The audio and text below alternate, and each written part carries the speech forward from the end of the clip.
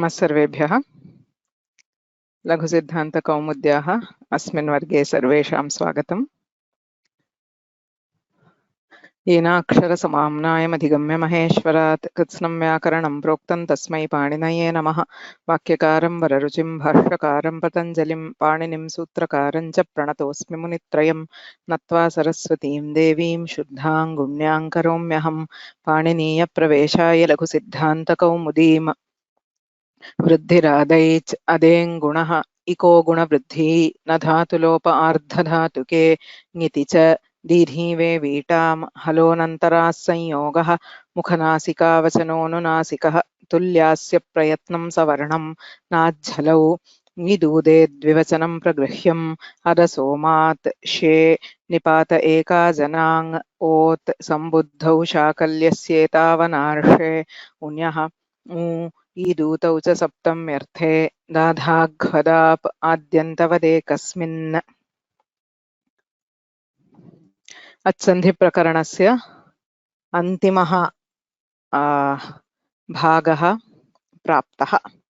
एतावता वयं सर्वेषां प्रमुखाणाम् अच्सन्धिसूत्राणाम् अध्ययनं कृतवन्तः। 7 अच्सन्धयः सन्ति।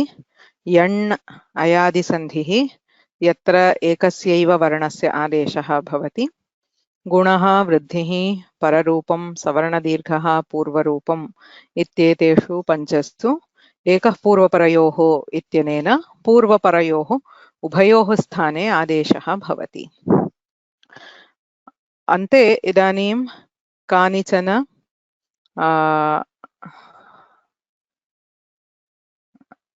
सूत्राणि सन्ति गो शब्दस्य सन्धि विषये।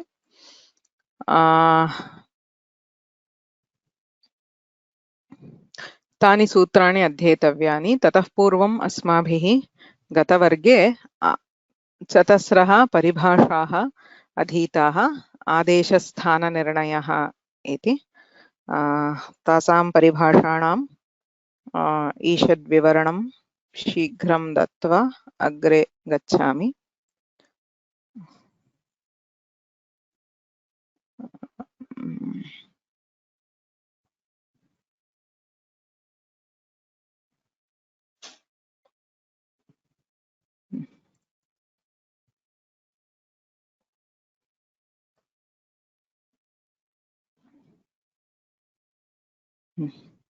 चतस्रः परिभाषाः सन्ति अष्टाध्याय्याम्। अलोन्त्यस्य ङिच्च आदेः परस्य अनेकाल्शित् सर्वस्य इति। एताभिः चतस्रभिः परिभाषाभिः आदेशः कुत्र भवति इति निर्णयः क्रियते। कदा इति चेत् कदा सन्देहः परिभाषा नाम का इति चेत् अनियमे नियमकारिणी परिभाषा इति परिभाषायाः लक्षणम्। यत्र अनियमः अस्ति अर्थात् इदं वा तद्वा इति सन्देहः अथवा सम्भवद्वयम् अस्ति तत्र निर्णयं कर्तुं परिभाषाणां साहाय्यम् अपेक्ष्यते। यत्र स्थानी तु एकः एव वर्णः अस्ति, यथा इको एणचि इत्युक्ते इकः स्थाने यण् भवति, तत्र सन्देहस्य किमपि आस्पदं नास्ति। इत्युक्ते आदेशः कस्य स्थाने भवति इति सन्देहः न भवति। कः आदेशः भवति इति सन्देहः भवति। यण् इत्युक्ते यवरल इति 4 वर्णाः उच्यन्ते। तयोः तेषु कः आदेशः भवेत् इति सन्देहः भवति। तत्र स्थानेन्तरतमः इत्यनेन निर्णयः क्रियते। किन्तु कस्य स्थाने भवति इति सन्देहः नोत्पद्यते। किमर्थम्? अस्ति एक एव वर्णः इकारः, तस्य भवति। एवमेव एचोऽयवायावः इत्यत्र एचः अयवायावः इत्युक्ते तत्रापि कस्य स्थाने इति सन्देहः नास्ति। एच् इति ए ओ ऐ औ एतेषु कश्चिदेक एव भवति। सर्वे वर्णाः मिलित्वा तु न भवन्ति प्रयोगे। एक एव वर्णः भवति, तस्य स्थाने पुनः तत्र कः आदेशः इति सन्देहः भवति। तदा यथासङ्ख्यमनुदेशसमानम् इत्यनेन अस्माभिः निर्णयः क्रियते। एवं च यत्र स्थानी एकाल् अस्ति तत्र सन्देहस्य आस्पदं नास्ति। एकादेशसन्धिषु अपि पूर्वः परः इति वर्णद्वयं निर्दिश्यते। पूर्वपरयोः स्थाने आदेशः इति साक्षात् स्थानिनः निर्देशः कृतः अस्ति पाणिनिना एव। पूर्ववर्णः परवर्णः उभयोः स्थाने आदेशः, तत्रापि सन्देहः नास्ति। कुत्र सन्देहः भवति? यत्र सूत्रे निर्दिष्टः स्थानी अनेकाल् भवति, तत्र किं एकस्य वर्णस्य तस्य एकदेशस्य आदेशः कर्तव्यः वा सम्पूर्णस्य कर्तव्यः वा इति सन्देहः भवति। किमर्थं? भिन्नेषु प्रयोगेषु भिन्नरीत्या दृश्यते इत्यतः प्रयोगम् आश्रित्य एव भवति। तत्र इमाः चतस्रः परिभाषाः सन्ति। अलोन्त्यस्य, ङिच्च, आदेः परस्य, अनेकाल्शित् सर्वस्य इति। अलोन्त्यस्य किमुच्यते? सामान्यतः आदेशः अन्त्यस्य अलः भवति। आदेः परस्य इत्यनेन तु परस्य यदि आदेशः विधीयते तर्हि परस्य आदेः भवति, आदिवर्णस्य भवति। सो अलोन्त्यस्य इत्यनेन अन्तिमवर्णस्य आदेशः इत्युच्यते। आदेः परस्य इत्यनेन परस्य आदिवर्णस्य आदेशः सामान्यतः उच्यते। किन्तु अनेकाल् सर्वस्य यदि आदेशे अनेके वर्णाः सन्ति तदा तु सम्पूर्णस्य षष्ठी निर्दिष्टस्य स्थाने आदेशः भवति इति त्रयः सामान्य नियमाः. So 3 general rules. So if the sthani has multiple letters, then replace the complete, if the adesha has multiple letters, replace the complete sthani. If the adesha has a single letter, you either replace the last letter of the sthani, or if the adesha is being given for the para, that is using a panchami nimitta, then replace the first letter of the sthani. Those are the 3 general rules. किन्तु तत्र पुनः यदि व्यत्ययः अपेक्ष्यते, अर्थात् अनेकाल् स्थानी किन्तु अन्त्यस्य एव आदेशः इष्यते, अथवा एकाल् स्थानी किन्तु सर्वादेशः इष्यते, तदा पाणिनिना किं क्रियते? अनुबन्धस्य साहाय्यं स्वीक्रियते. So this shit and nit are reversing the normal scenario. So what is the normal scenario? If the adesha has multiple letters, so adeshe bahavaha santi chet sarvasya iti samanya niyamah. Yadi adeshe ekah eva varnah asti, so anekal athava ekal adeshah chet antyasya adehe va bhavati. So depending on where the sthani is, it can either be antyadesha or it can be adehe. आदेः परस्य इत्यनेन आदेः आदेशः भवति. अत्र यदि परिवर्तनम् अपेक्षते, अर्थात् अनेकाल् स्थानी अस्ति किन्तु अन्त्यादेशः अपेक्ष्यते, अथवा एकाल् स्थानी अस्ति किन्तु सर्वादेशः अपेक्ष्यते, तदा किं क्रियते? तत्र पाणिनिना अनुबन्धवर्णः योज्यते. अनेकाल् स्थानिनि ङकारः इत्संज्ञकः अस्ति चेत् ङित् आदेशः, ङकारस्य योजनं क्रियते चेत् अनेकाल् अपि अन्त्यस्य भवति.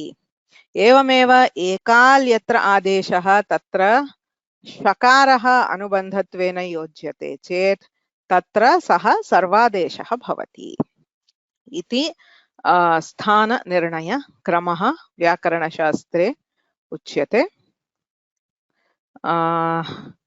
तत्र इदं दृष्टमेव. सो उत्सर्गसूत्रमस्ति अलोन्त्यस्य, आदेः परस्य इति तस्य बाधकः भवति. अनेकाल् इति उभयोः बाधकः, षित् अपि उभयोः बाधां कृत्वा सर्वादेशं विदधाति. सर्वादेशं बाधित्वा ङिच्च इत्यनेन पुनः अन्त्यादेशः क्रियते इति सिद्धान्तः. तत्र निर्णयार्थं फ्लो चार्ट् अपि दत्तमासीत्. अनुबन्धः इत्यस्य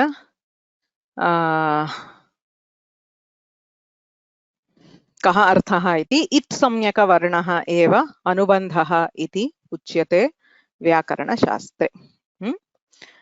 तत्र बहुभिः ह्यस्तन अभ्यासे केचन सन्देहाः सन्ति इति उक्तमस्ति। अतः यथाशक्ति शीघ्रं अभ्यासानां I'll try to give a brief this one of the examples, right?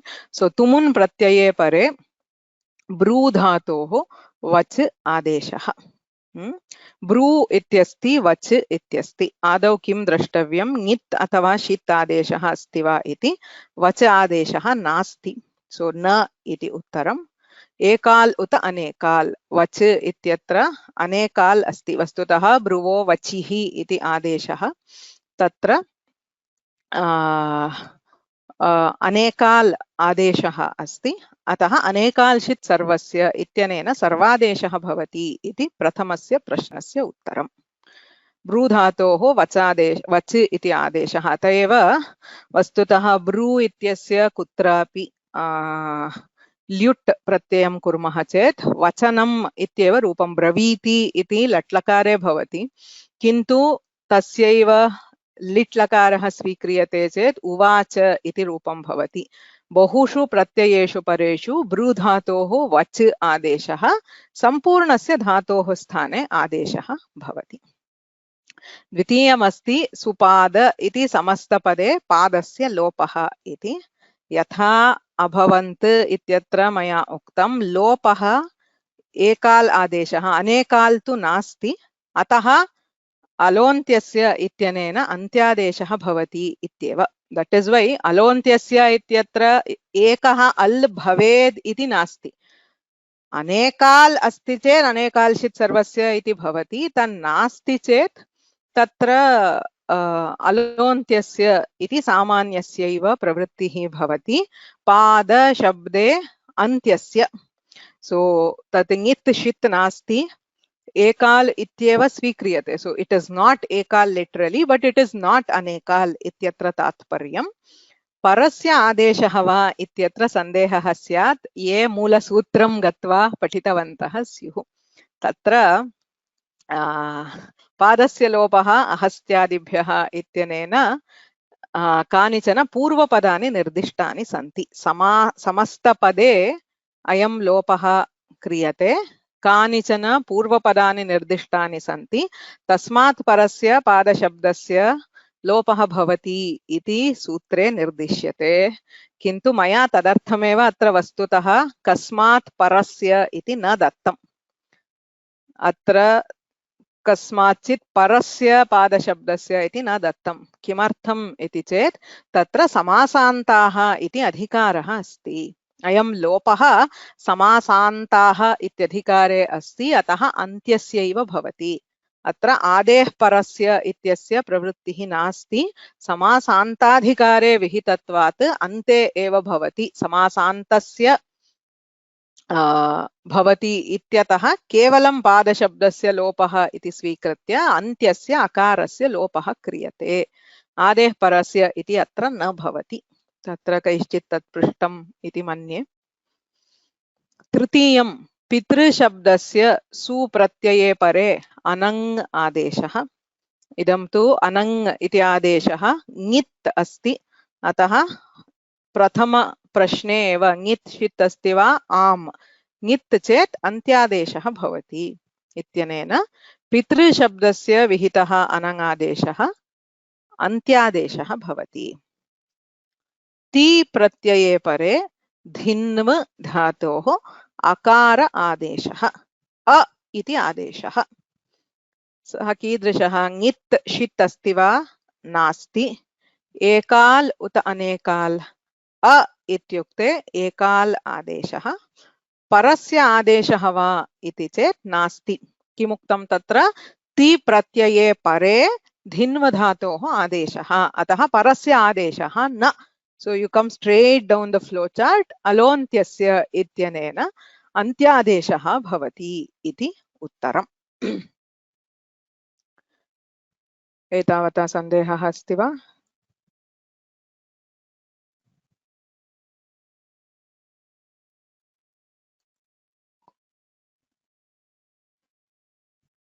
चत्वारः प्रश्नाः अवगताः। पञ्चममस्ति इदं शब्दस्य भ्यां प्रत्यये परे अश् आदेशः। अश् इति आदेशः कीदृशः एषः आदेशः? ङित् अथवा षित् वा इति चेत् आम् षित् आदेशः। अन्ते शकारः अस्ति इत्यतः अलोन्त्यस्य क्षम्यतां हलन्त्यम् इत्यनेन शकारस्य इत्संज्ञा भवति। षित् चेत् अनेकाल् षित् सर्वस्य इत्यनेन सर्वादेशः भवति। इदं शब्दस्य अश् इति आदेशः सर्वा सो इदं भ्याम् इति अस्ति अभ्याम् इति भवति। अग्रे दीर्घः अन्येन सूत्रेण विधीयते आभ्याम् अनेन आभ्याम् येभिः इति इदं शब्दस्य रूपाणि तत्र इदं दृश्यते। किं शब्दस्य औ प्रत्यये परे क आदेशः। किम् अस्ति क अस्ति। ङित् अथवा षित् आदेशः नास्ति। एकाल् उत अनेकाल् इदम् अनेकाल्। क इति एकः वर्णः नास्ति। क अ क इति वर्णद्वयमस्ति। अतः अनेकाल् अस्ति इत्यतः अनेकाल् षित् सर्वस्य इति सर्वादेशः भवति।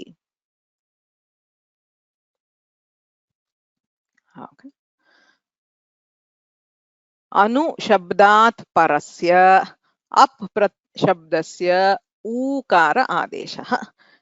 सो परस्य इति आगच्छति चेत् तत्र आदेः परस्य दृष्ट्वा एव वक्तुं शक्यते। अप् शब्दस्य ऊकार आदेशः। ङित् षित् नास्ति अतः तत्र आदेः परस्य अत्र आगच्छामः चेत् ङित् षित् नास्ति। एकाल् उत अनेकाल् एकाल् ऊकारः। परस्य आदेशः वा आम् परस्य आदेशः। अतः आदेः परस्य इत्यनेन आदेः आदेशः भवति। एतावदेव पृष्टम्। अन्तिमं रूपं किम् इति मया न पृष्टम् यतोहि मया गतवर्गेऽपि उक्तं परिभाषाणां सम्यक् अवगमनं तु यदा वयं तत्तदुदाहरणं गच्छामः तत् विधिसूत्रं पठामः तदा एव स्पष्टं भवति। इदानीं कश्चित् क्लेशः अस्ति चेत् चिन्ता मास्तु। All you are required here is to follow this flowchart. एतान् प्रश्नान् पृष्ट्वा आम् न इति उक्त्वा तत्र यदस्ति तद् लिखन्ति चेत् इदानीम् अलम्। पुनः अग्रे प्रश्नः अस्मिन् स्तरे नापेक्षितः। यथा यथा वयम् अग्रे गच्छामः इतोपि स्पष्टं भविष्यति। अन्तिमः लङ्लकारे तस् प्रत्ययस्य ताम् आदेशः। तत्र उदाहरणमपि दृष्टम्। अपठ तस् अस्ति चेत् तस् इत्यस्य ताम् इति आदेशः। तत्र कस्मात् परस्य इति नास्ति। अस्ति चेदपि एवं गत्वा ङित् षित् आदेशः वा नास्ति। ताम् इत्यत्र नास्ति। एकाल् उत अनेकाल् अनेकाल्। ताम् इत्यत्र त आ म त्रयः वर्णाः सन्ति। अनेकाल् अस्ति अतः अनेकाल् षित् सर्वस्य इति सर्वादेशः भवति इत्येव उत्तरम्। So if you just follow this for practice, if you follow the flow chart, you will understand, as in you will be able to arrive at the result as you go on. यथा व्याकरणम् अधीयते इदानीं षण्मासानन्तरं यदि शब्दप्रकरणं पठन्ति तदनन्तरम् अयम् अभ्यासः दीयते चेत् ओ बहु सुलभम् अस्ति किल इत्येव भासते. All these become very obvious once you go more into व्याकरण. These are all very basic concepts. आदौ तु क्लेशः भवत्येव। यथा बालानां लघु बालिका अस्ति आदौ अ आ इ ई इति लेखने एव महान्तं क्लेशम् अनुभवति सत्यमेव। किन्तु इदानीं यथा मम पुत्री अस्ति इदानीं सा चतुर्थवर्गे पठति।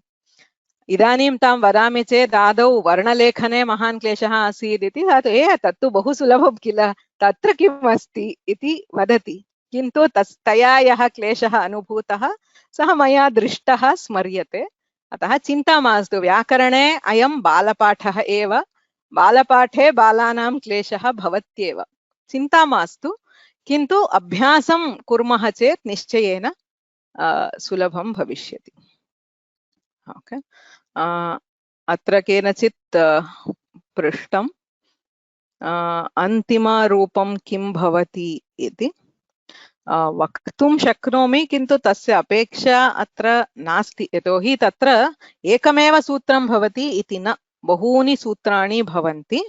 प्रथमस्य उदाहरणं यथा वक्तुम् इति भवति। तुमुन् प्रत्ययः अस्ति चेत् बृ धातोः वच् वचितुम् अग्रे चकारस्य ककारादेशः भवति, तदा वक्तुम् इति रूपं तत्र सिद्ध्यति। सुपाद इत्यस्य अन्ते लोपः क्रियते चेत् सुपात् सुपादौ सुपादः इति। सुपाद् इति दकारान्तः शब्दः प्रातिपदिकं भवति, तस्य सुपात् सुपादौ सुपादः इत्यादि रूपाणि भवन्ति। पितृ शब्दस्य सुप्रत्यये परे तत्र वस्तुतः पितन् इति भवति। पितृ ऋकारस्य स्थाने अनङादेशे कृते पितन् इति। अग्रे इतोपि बहूनि सूत्राणि भवन्ति, अन्ते पिता इति रूपं सिद्ध्यति। ति प्रत्यये परे धिन्व धातोः अकारः। सो धिन्व इत्यस्य स्थाने अत्र धिन इति भवति। वकारस्य स्थाने अकारादेशः। अग्रे उकार विकरण प्रत्ययः भवति ति प्रत्ययः, धिनोति इति रूपं भवति। यथा शृणोति इत्यादिषु, तथा धिन उति धिनोति इति रूपं भवति। इदं भ्याम् उक्तम् आभ्याम् इति रूपं। किम् औ, किम् इत्यस्य सर्वस्य स्थाने क। सो क औ, तत्र त्यदादीनां क्षम्यतां वृद्धिरेचि इत्यनेन वृद्धिः भवति चेत् कौ इति रूपं भवति। कः कौ के। सो किम् इति प्रातिपदिकं, प्रातिपदिकस्य स्थाने क इति आदेशः।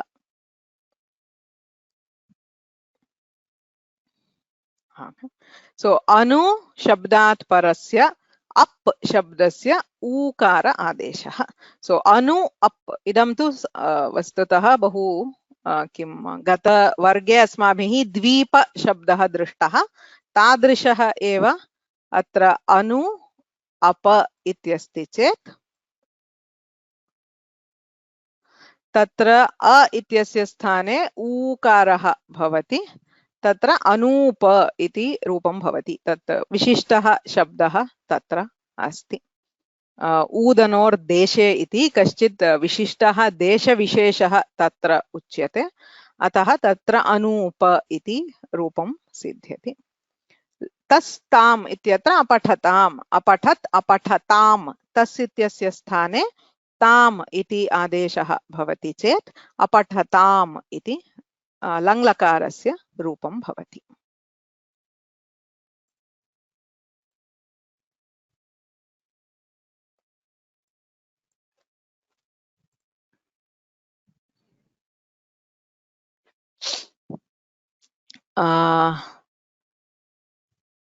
Can ngit not be anekal?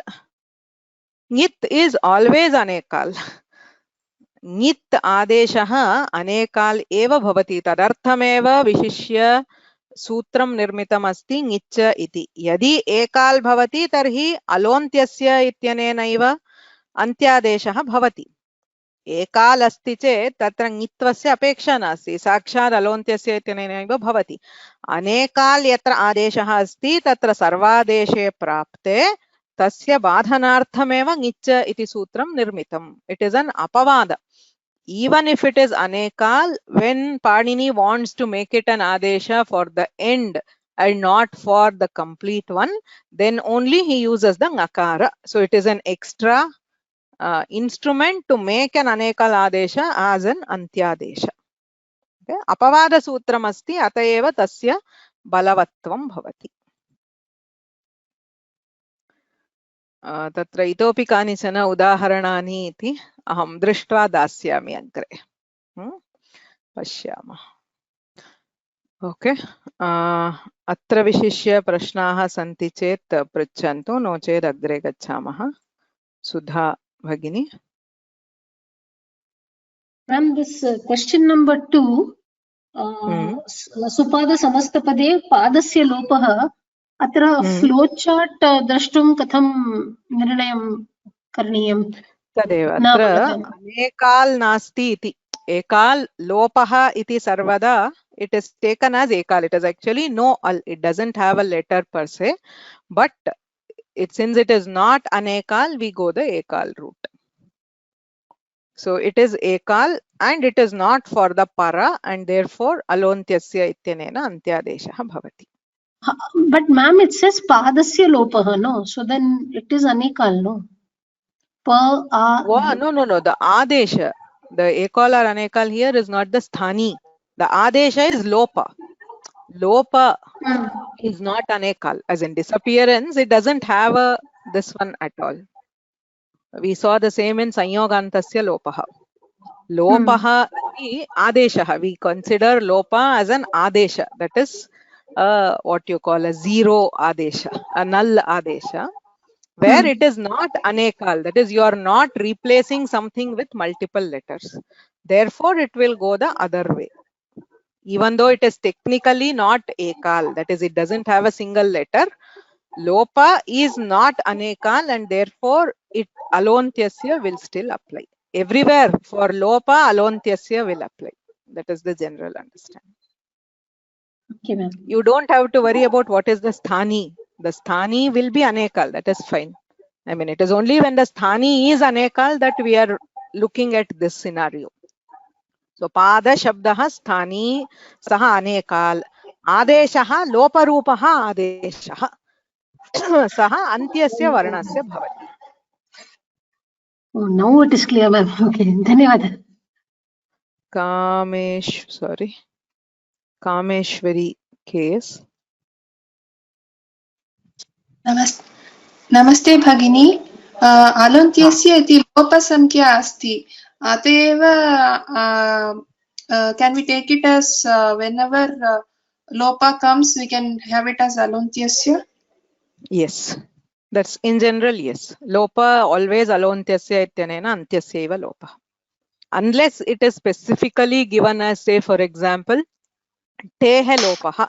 There are some cases where Panini specifically says ti samyakasya lopaha bhavati, tatra tehe lopaha bhavati. But if that is not specified, lopaha ityasya sarvada alontyasya ityanena antima varnasya eva lopaha bhavati. धन्यवाद.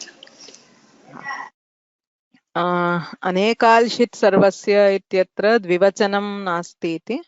तत्र अनेकाल् च शित् च तयोः समाहारः अनेकाल्शित् इति वक्तुं शक्यते. सूत्रे तथा द्विवचनस्य उपयोगः कर्तुं शक्यते, कदाचित् तु न क्रियते. अतः यथा स्तोः श्चुनाश्चुः इत्यादिषु बहुत्र तथा समाहारं कृत्वा तस्य एकवचनान्तत्वं भवति. सो अनेकाल् च शित् च अनेकाल् शितौ इति भवेत्. तत्र समाहारद्वन्द्वः कृतः, अतः अनेकाल् शित् इत्युच्यते. Okay. Can multiple varnas disappear by lopa? That is exactly what I told just now. No, lopa is by default for the last letter only, unless there is something special in the rule itself which says that multiple letters are to be deleted. Lopa by default by alontyasya is only for the last letter.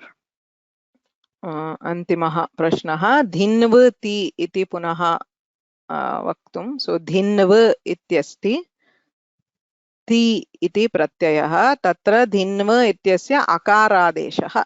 सो अकारः इत्युक्ते सः ङित् नास्ति शित् नास्ति, अतः न इति उत्तरम्. एकाल उत अनेकाल, अकारः एकाल अस्ति. परस्य आदेशः वा इति चेत् नास्ति. टिप् प्रत्यये परे धिन्व इति धातोः आदेशः, अतः न इति उत्तरम्. अलोन्त्यस्य इत्यनेन अन्तादेशः. अन्तः कः? वकारः. वकारस्य स्थाने अकारादेशे धिन ति इति भवति. तत्र अनेनैव सूत्रेण वस्तुतः मध्ये उकारः विकरणप्रत्ययः अपि दीयते. धिन उ ति अ प्लस् उ ओ धिनोति इति रूपं भवति। क्रियापदरूपमस्ति। ओके,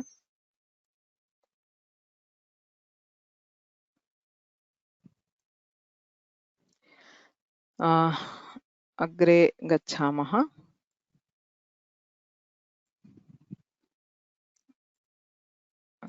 समयः ओके, अद्य प्रायः अग्रिमखण्डः आरभ्यते चेत् समापयितुं न शक्नोमि।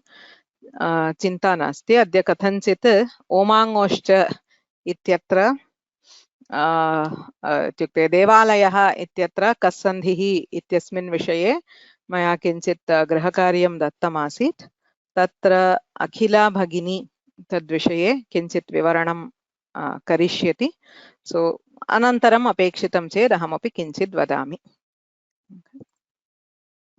अखिला भगिनी नमस्ते महोदय, अस्मि। अहं भवतीं प्रेसेण्टर् करोमि, कर्तुं न शक्यते। So you attending on the web, I mean on the phone? न महोदय, लैपटॉप, क्रोम बुक।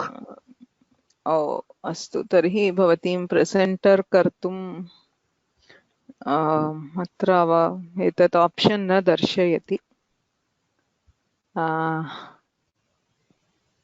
भवत्या परिष्कृतं प्रेजेण्टेशन् प्रेषितं वा मह्यम्? आम् आम् महोदय, इदानीमपि अहं शेर् करिष्यामि महोदय। अहम् उद्घाटयामि, भवती वदतु। अस्तु महोदय। तत् समानं लिङ्क् किल, इत्युक्ते गूगल्? आम् महोदय, एकं तदेव। पुनः प्रेषयिष्यामि वा भवतीं लिङ्क्? न, लब्धं। अस्तु महोदय, एकं।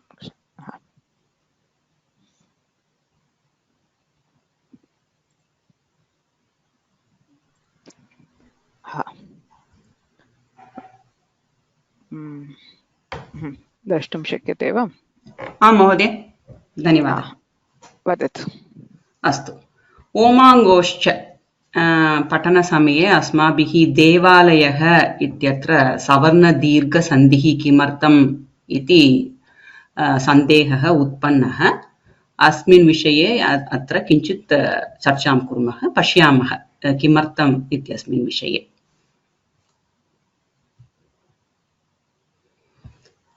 पूर्वम् अस्माभिः महोदयेन शिवेहि इति उदाहरणं दर्शितं। तत्र शिव एहि इत्यस्य पदे इत्यस्मिन् पदे एहि इति क्रियापदे पूर्वमेव आङ् इहि इति क्रियापदमस्ति। अत्र आङ् इति उपसर्गः अस्ति। आद्गुणः सूत्रम् अनुसृत्य तत्र एहि इति प्राप्तवन्तः। अन्तिमपदं शिवेहि इति प्राप्तवन्तः वयम्। अनन्तरम् अत्र अस्मिन् पदे आङ् इति उपसर्गः अन्तर्भूतः अस्ति। तस्मात् कारणात् वयम् ओमाङ्गोश्च इति सूत्रम् अनुसृत्य तत्र पररूपं स्वीकृत्य वयं शिवेहि इति प्राप्तवन्तः। परन्तु यद्यपि वृद्धिरेचि अनन्तरं वृद्धिरेचि वृद्धिसन्धेः प्रसक्तिः अस्ति, तथापि ओमाङ्गोश्च इति पररूपसूत्रम् अनुसृत्य शिवेहि इति पदं निष्पन्नं भवति। अस्मिन् उदाहरणे सूत्रद्वयोः अपि प्रसक्तिः अस्ति, वृद्धिरेचि अपि च ओमाङ्गोश्च इति। तथापि वयम् ओमाङ्गोश्च अनुसृत्य एव वयं निष्पन्नं एतत् पदं प्राप्तवन्तः। अनन्तरम् अस्मिन् सन्दर्भे एव अस्माभिः देवालयः, हिमालयः, विद्यालयः इत्यत्र किमर्थं सवर्णदीर्घं स्वीक्रियते इति प्रश्नः पृष्टः। अस्मिन् सन्दर्भे पुनः देवालयः इत्यत्र आलीयते, आलीङ्, लीङ् इति तत्र धातुः अस्ति, आङ् इति उपसर्गः अस्ति। अस्मात् कारणात् वयं देवयोगः आलयः इत्यत्र देवालयः इति तत्र सवर्णदीर्घं स्वीकृत्य देवालयः इति प्राप्तवन्तः। अत्रापि पुनः किमर्थम् ओमाङ्गोश्च अनन्तरम् अकः सवर्णदीर्घः इति द्वयोः प्रसक्तिः अस्ति, तथापि किमर्थम् ओमाङ्गोश्च सूत्रं न स्वीकृतम् अस्माभिः इति पुनः प्रश्नः उदेति।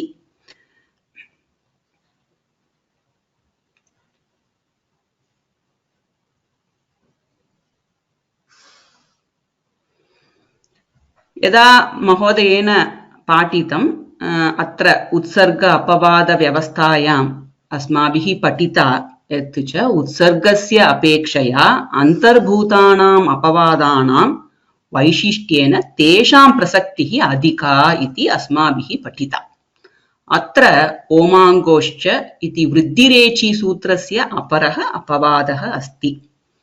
आद्गुणः सूत्रस्य वयं पठितवन्तः। आद्गुणः सूत्रस्य अकः सवर्णदीर्घः वृद्धिरेचि इति अपवादद्वयम् अस्ति इति वयं पठितवन्तः। उत्सर्ग अपवाद व्यवस्थाम् अनुसृत्य सवर्णस्य अपेक्षया पररूपस्य प्राबल्यम् एव अधिकम् अस्ति अस्मिन् सन्दर्भे। देवालयः इति एतादृश प्रसङ्गे व्याकरणसम्प्रदाये वा लौकिकप्रयोगे वा पररूपसन्धिः तु न सुविख्यातः अथवा प्रसिद्धः इति पण्डितैः उच्यते। किन्तु अस्माभिः भ्रमः अनुभूयते। अस्यां परिस्थित्यां कां युक्तिम् उपयुज्य वक्तुं शक्नुमः अत्र सवर्णदीर्घः इति।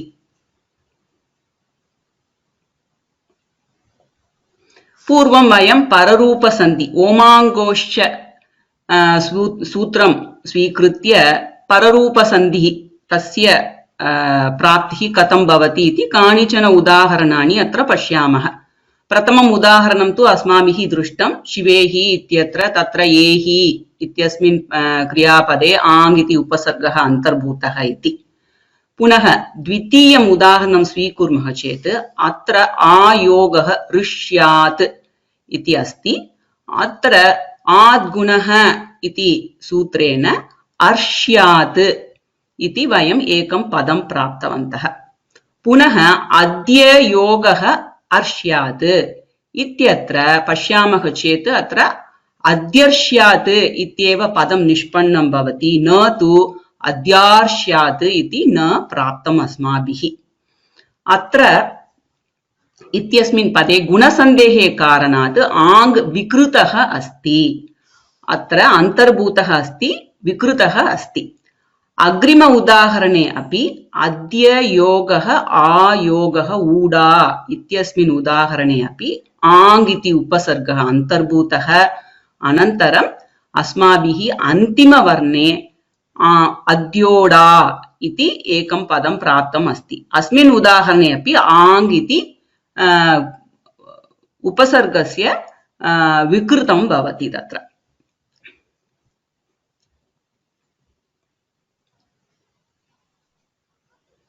इदानीं सवर्णदीर्घसन्धेः उदाहरणानि पश्यामः चेत् अत्र आगच्छ, अत्र योगः आगच्छ इत्यस्मिन् उदाहरणे आगच्छ इत्यत्र आङ् अविकृतः दृश्यते। अनन्तरम् अत्रागच्छ इति पदं निष्पन्नं भवति। द्वितीय उदाहरणे अपि तत्र अवर्णाद् शुद्धे आङ्गी परे इत्यत्र पुनः देवालयः देवयोगः आलयः इत्यत्रापि आङ् इति तत्र उपसर्गः अविकृतः अस्ति। इत्यस्मात् कारणात् सवर्णदीर्घसन्धिः क्रियते। पुनः विद्यालयः इति अन्यत् उदाहरणमपि स्वीकृतम्। अत्र अपि आङ् इति उपसर्गः अविकृतः उपसर्गः दृश्यते। एतस्मात् कारणात् वयम् इदानीं अनुमीयते, अस्माभिः अनुमीयते, एतानि उदाहरणानि दृष्ट्वा अनुमानं कर्तुं शक्नुमः यत् च अवर्णाद् परं शुद्धे आङ्गी सति सवर्णदीर्घस्य ग्रहणं भवति, अवर्णात् परं विकृते आङ्गी सति पररूपस्य ग्रहणम् इति। एतत् अनुमानम् अनुसृत्य देवालयः इत्यत्र किमर्थं सवर्णदीर्घता इत्यस्य प्रश्नस्य उत्तरं प्राप्तुं शक्नुमः।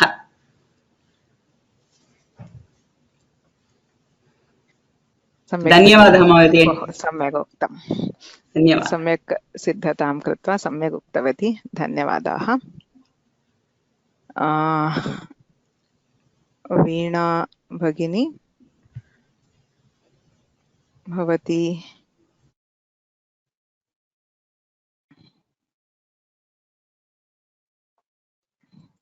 वदति वा आङ्ग्लभाषया किञ्चित् संक्षेपरूपेण? आम् वदामि महोदय। यस्। नमः सर्वेभ्यः। सूत्राणि they were made in such a order that first Panini has preached Varnanam Upadeshah. He has preached the alphabets first. Upadeshottarakala Itsanya. Then he told the Anubandha. Pratyahara sets by using the sutra Adirantyena Saheta. Then he told us Anudit Savarnasya Chapratyaya Grahanaka Shastram. Depending on this, Dikshitar has explained these first, and then he has started explaining the Sandhi, Pancha Sandhyanta. Then, according to the Ashtadhyayi, Omangoscha is 6195 and Akasavarne Dirghaha is 61101. And we know Paranityantarangapavadanam Uttarottaram Baliyaha iti. We know that niyama. According to that, Savarna Dirgha should act whenever its rules, whatever the criteria matches, it has to kick in and satisfy that role for the Savarna Dirgha. In Devalayaha, Karyalayaha, Adhyagataha, all these examples, it is very famous that anyone can tell that it is Savarna Dirgha Sandhi. But it is not as easy as it looks. When we see the criteria which matches Savarna Dirgha, it also matches Omangoscha.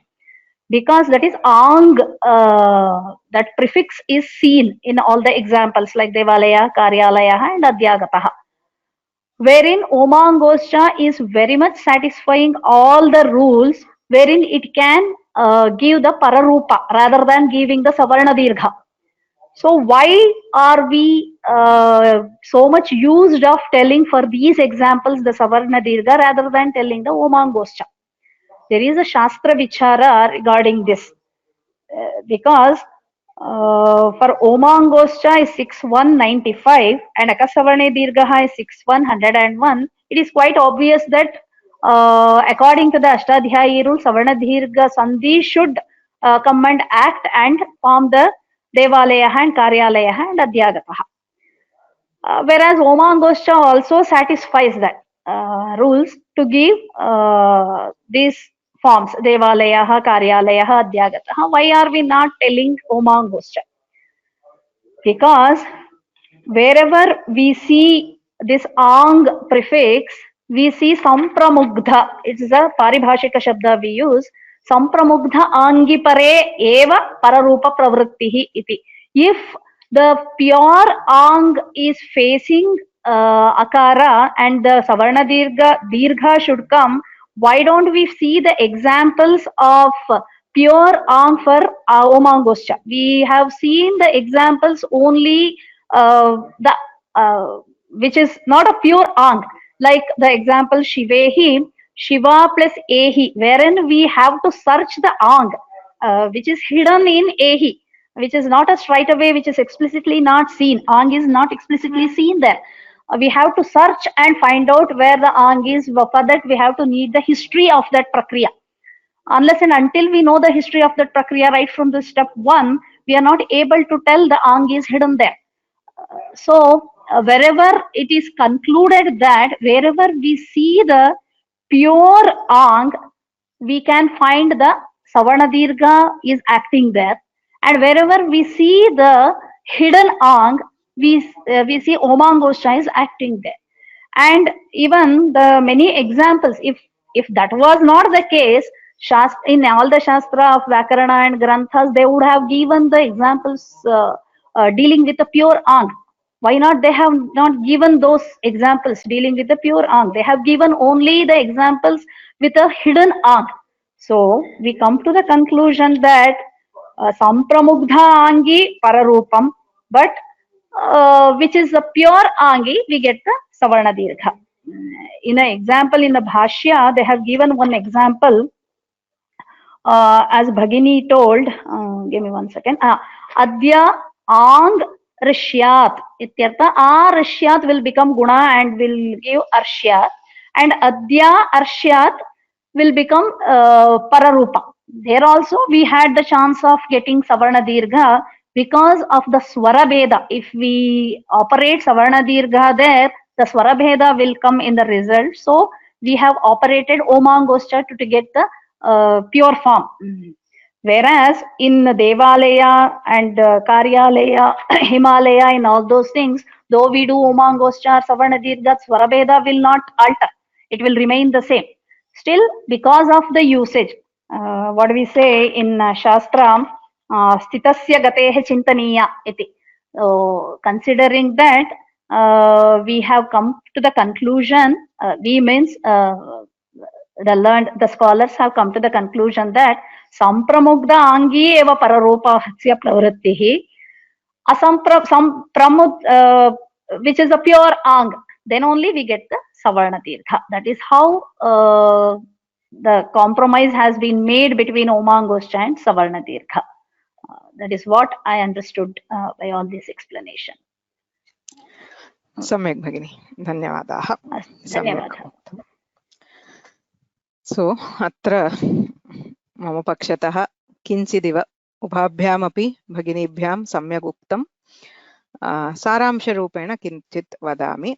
अत्र प्रश्नस्य किं मूलम् इति प्रथमम् अवगन्तव्यम्.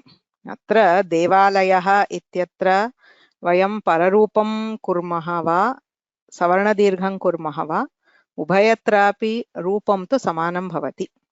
Whether I do Deva Alayaha as Pararupa or as Savarna Dirgha, you will end up with the same form. It is not a question of what should be the form in Devalaya. Right? So, Shivehi Adyarshyat Ityadishu Bhedaha Bhavati, Atra tu Bhedaha na Bhavati. Savarna Dirgham Kurmahava, Pararupam Kurmahava, Prayogaha tu Sayeva Bhavati. The final form is correct, which is Devalayaha, Atragacha, Vidyalayaha. That is exactly why in the Shastras like say Bhashya or Vartika, they have not discussed this at all. Why? Prayoga Sharanaha. The Prayoga, what you are getting is fine. So as long as there is no problem with Prayoga, the Shastras will not discuss this in detail. So this discussion is not found in the commentaries or the Siddhanta Kaumudi, etc. Right? The examples they give for Savarna Dirgha, for example, the Ityarihi, etc., they are different. So these examples are not given, but what exactly is the Sandhi here has not been discussed. Why? The Prayoga doesn't change, so they have not paid much this one. But when we think about it, see, the Shastra is like we always think about it and it keeps growing because of that.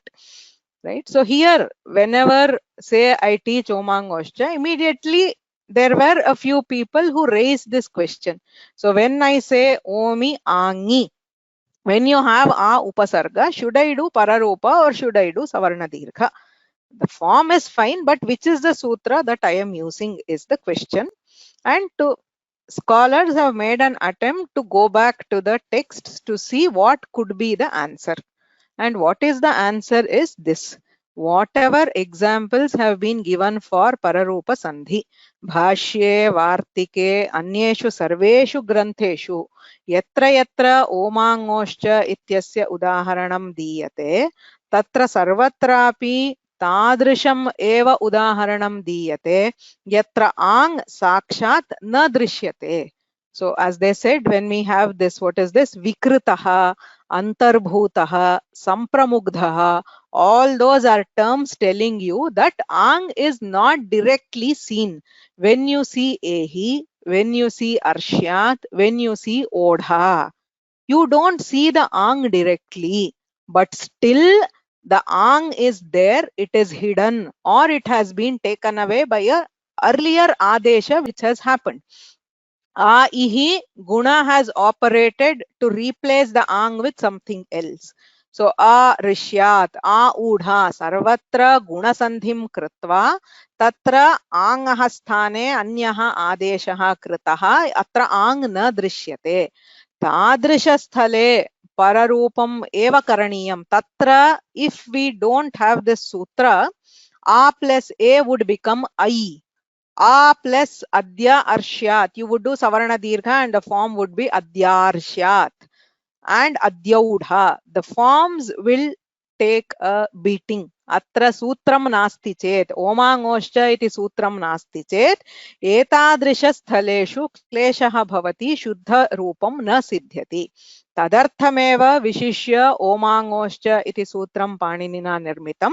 Tatra etadrishani udaharanani diyante.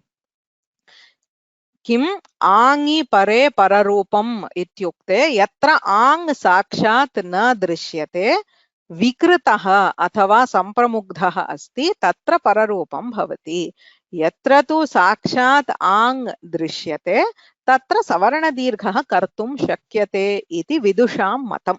So the scholars say let's not complicate by saying okay atragacha or devalayah.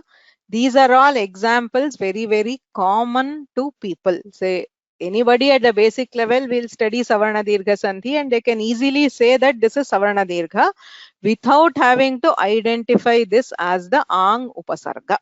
Ataha etadrisha vyavastham kalpayamaha iti vidbadbhihi uchyate. Kim yatra vikritaha, that is a modified or a changed ang is there. So there we need to go to omangoscha. So we will keep it as omangoscha. In a direct ang, where the a is directly heard as a, it has not undergone any modification. In such cases, we will retain, we will treat it as Savarna Dirgha. It is not a problem. That is the conclusion given in both Bhasha Paka and the article by Vidwan Chandrasekhara Bhatt Mahodayaha. Okay. So there is actually one more layer to this. Say, if you go very technically through the rules of Vyakarana, Vyakarana Shastre, yada dvayoho shastrayoho parasparam kalahaha bhavati. When there is a clash between two different sutras, which one should we do? There are specific ways of determining it. Yatra Veena Bhaginya taduktam asmabhihi etavata laghu kaumudi varge na adhitam. Ataha ahamidanim tadvishaye adhikam vaktum nechami. Tatra vishishta niyamaha santi. Yatha asmabhihi idanim adeshasya sthanam kim bhaved ityatra vishishta paribhashaha drishtaha.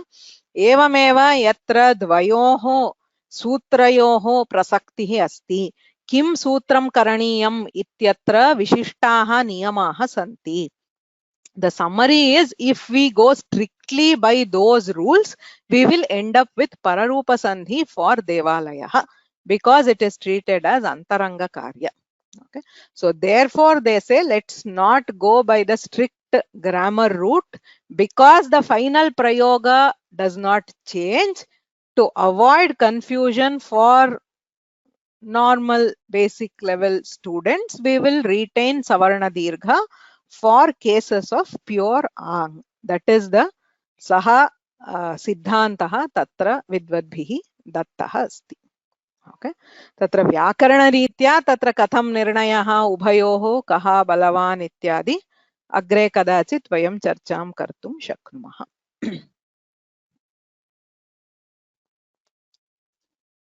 Okay. Can we call it Pararupa also? You can call it as Pararupa, and if somebody asks why, you should be able to justify yourself. Okay. So why is Pararupa more Balavan? As I said, it is out of scope for this class. If you want, you can write to me separately. I will explain.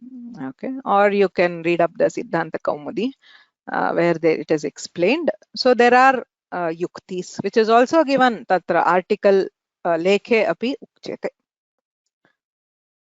Do we have other situations similar to this? there are lots of situations in Vyakarana where 2 or more sutras will apply and we pick one of them. This is one case where we are going against the strict conclusion given by the Shastra, purely for the sake of not confusing the people. So सामान्यतः व्याकरणशास्त्रस्य नियमम् अनुसृत्य अस्माभिः निर्णयः क्रियते. अत्र विशिष्य सवर्णदीर्घस्य जनप्रियत्वात् we are just trying, see, always grammar should follow the loka, the prayoga, also what is commonly known. Like Krishna says, na buddhi bhedam janayet. The Shastra should not create more and more confusion where not needed. Okay, so where needed, of course, you will have to learn more sutras and all that. But this is just trying to avoid confusions at some level where the prayoga is not affected.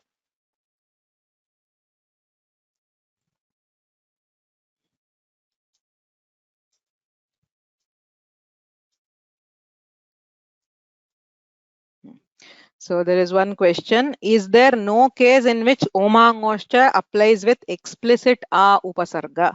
No, no such example is given anywhere in the Shastra.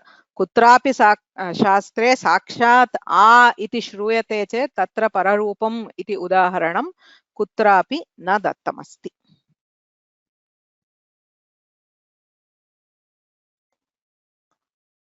Okay. Yes, Shravan Mahodaya, प्रश्नः अस्ति चेत् पृच्छतु. महोदये पूर्वम् अखिला भगिन्या तत्र भाष्यस्थितम् उदाहरणं प्रदर्शितम्. अद्य आम् ऊढ अद्य आम् ऋष्यात् इति. ऋष्यात् इत्यत्र धातुरूपं वा? ऋष्यात् इति ऋष्य इति सौत्रः धातुः, धातुपाठे नास्ति, किन्तु ऋष्य इति शब्दः एव कुत्रचित् गणे पठितः अस्ति. अतः सौत्रधातवः इति केचन धातवः सन्ति. भाष्ये प्रयोगः अस्ति धातुः सौत्रः, तस्य धातोः प्रयोगः ऋष्यात् इति. विधिलिङ्ग् सत्यम्. अतः तत्र उपसर्गादृति धातौ इति सूत्रप्रसक्त्या आर्ष्याद् इत्येव भवति. अद्य आर्ष्याद् इत्येव सत्यं, मया न दृष्टम्. आर्ष्यात् अवर्णान्ताद् उपसर्गाद् ऋकारादौ धातौ परे. सत्यम्. ऋष्यात् आर्ष्यात् अद्यर्ष्यात्. अहं भाष्यं दृष्ट्वा वदामि अस्य विषये.